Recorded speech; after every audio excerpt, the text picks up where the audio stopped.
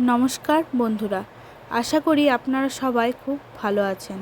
আরও একটি নতুন ভিডিওতে আপনাদের সকলকে স্বাগত জানাই। আজ আমি আরও একটি মা দুর্গার মান্ডালা আর্ট অঙ্কন করব এবং ছবিটি অঙ্কনের সঙ্গে সঙ্গে মহালয়ার অর্থ কী তা বর্ণনা করার চেষ্টা করব।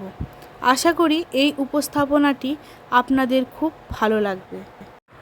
ভিডিওটি পুরো দেখার জন্য অনুরোধ রইল। মহালয়া শব্দটির অর্থ মহৎ আলয় বা মহান আশ্রয়। এই অর্থে স্বয়ং দেবী দুর্গাই হলেন সেই মহান আশ্রয়, যা অন্ধকার অমাবস্যাকে দূর করে আলোকময় দেবীপক্ষের আগমনকে সূচিত করে। আবার অন্য একটি মান্যতা অনুযায়ী মহু শব্দের অর্থ হল প্রেত বা প্রয়াত আত্মা। সেই অর্থে মহালয়া মানে হয় প্রেতের আলয় বা আশ্রয়, যেখানে পিতৃপুরুষদের আত্মারা মর্তে আসেন। মহালয়া হল পিতৃপক্ষ ও দেবীপক্ষের সন্ধিক্ষণ, যেখানে পিতৃপক্ষের অবসান ঘটে ও দেবীপক্ষের সূচনা হয়। এই দিনেই সনাতন ধর্মের মানুষরা পিতৃপুরুষদের উদ্দেশ্যে জলদান করে তর্পণ করেন, যা সনাতন ধর্মীয় বিশ্বাস অনুযায়ী পূর্বপুরুষদের প্রতি শ্রদ্ধা নিবেদন। যেখানে পিতৃপুরুষদের আত্মারা মর্তে আসেন এবং এই দিনই দেবী দুর্গা মহিষাসুরকে বধ করে অশুভ শক্তির বিনাশ ঘটিয়ে শুভ শক্তির সূচনা করেন, যা দুর্গাপুজোর উৎসবের শুরু নির্দেশ করেন। দেবীর আবির্ভাবের এই ক্ষণে মহিষাসুরমর্দিনী স্তোত্র পাঠ করে মহালয়ার এই দিনটি উদযাপন করা হয়। মহালয়ার এই দিনটিকে ঘিরে নানা পৌরাণিক কাহিনী থাকলেও মহাভারতের সঙ্গে মহালয়ার এই দিনটি নিবিড় যোগ রয়েছে। মহাকাব্য অনুসারে কুরুক্ষেত্রের যুদ্ধে কর্ণের মৃত্যুর পর স্বর্গলোকে তাকে খাদ্য হিসাবে স্বর্ণ ও ধনরত্ন দেওয়া হয়েছিল, যার ফলে কর্ণ অবাক হন এবং প্রশ্ন করেন যে তাকে কেন খাদ্যের বদলে এইসব ধনরত্ন স্বর্ণ দেওয়া হচ্ছে। তখন কর্ণকে জানানো হয় যে তিনি ইহলোকে চিরকাল ধনরত্ন ও স্বর্ণ দান করেছেন, কিন্তু কর্ণ তার পূর্বপুরুষদের উদ্দেশ্যে কখনো জল ও খাদ্য দেননি, তাই তাকেও খাদ্যের পরিবর্তে এইসব ধনরত্ন স্বর্ণ দেওয়া হয়েছে।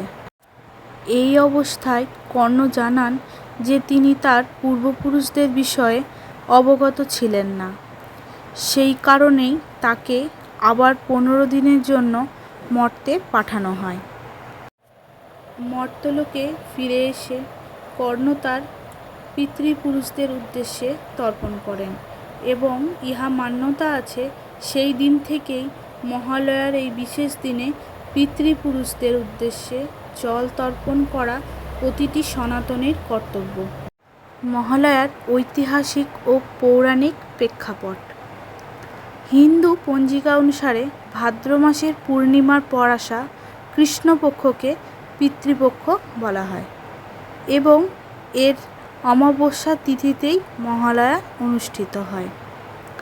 মহালয়ার পর থেকেই শুরু হয় দেবীপক্ষ, যা অমাবস্যার অন্ধকার দূর করে দেবীর আলোকময় আগমনের প্রতীক নির্দেশ করে। মহিষাসুরমর্দিনী শ্রবণ। সনাতন সম্প্রদায়ের মানুষেরা মহালয়ার দিন খুব ভোরে ঘুম থেকে উঠে প্রয়াত রেডিও সম্প্রচারক বীরেন্দ্রকৃষ্ণ ভদ্রের কণ্ঠিত আকাশবাণী কলকাতা কেন্দ্র থেকে সম্প্রচারিত হওয়া মহিষাসুরমর্দিনী অনুষ্ঠানটি শুনে থাকেন। এটি পৃথিবীর বেতার ইতিহাসে দীর্ঘতম সময় ধরে সম্প্রচারিত হওয়া একটি স্থায়ী অনুষ্ঠান।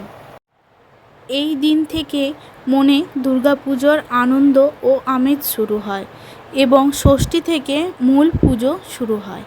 আমি একজন সনাতনী, তাই আমার কাছে দুর্গাপুজোর গুরুত্ব অপরিসীম। আশা করি এই ভিডিওটি আপনাদের খুব ভালো লেগেছে। ভিডিওটি ভালো লাগলে লাইক করবেন, আপনজনদের সঙ্গে শেয়ার করবেন, কমেন্টে নিজের মতামত প্রকাশ করবেন এবং আমাদের চ্যানেলটি সাবস্ক্রাইব করতে ভুলবেন না, যাতে আমি এই রকম আরও ভিডিও বানানোর উৎসাহ পাই। সবাই ভালো থাকবেন, সুস্থ থাকবেন। ধন্যবাদ।